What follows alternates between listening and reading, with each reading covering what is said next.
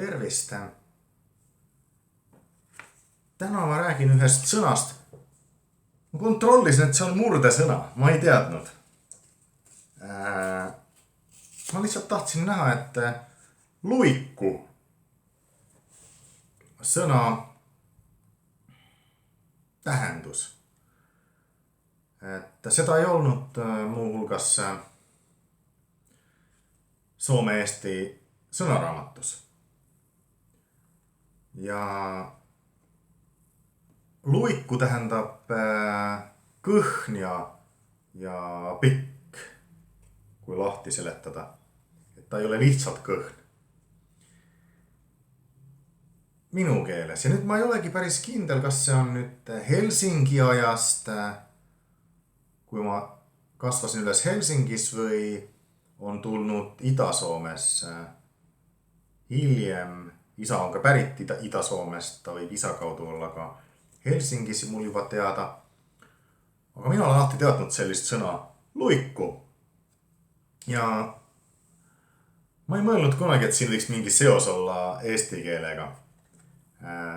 Aga ma nägin tütrega lasteaiast koju kõndides Vanemuise tänaval aastal 1997 või 8, kuidas üks hulkuv koer tuli meile vastu ja ta oli väga räämas ja õnnetu. Ja ma ütlesin oma tütrele, et kato millainen luikku koira.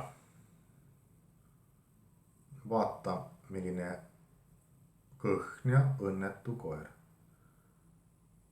Nagu õnnetu jutumärkides. Tütar vastas selle peale. Ta rääkis mulle eesti keeles minuga tookord. Mina rääkisin soome keeles, tema rääkis mulle eesti keeles vastu. Ja siis ta ütles, jaa, nii kui luik. Vot, ma ei tea, kas on seos luik ja luiku. Ma ei ole seda hakanud uurima, aga väga tore on fantaseerida. Igal juhul luik pika kaelaga, kõhn kael ja luiku. Et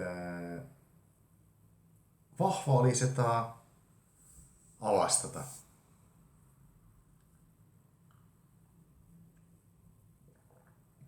Need olid vahvad jalutuskäigud.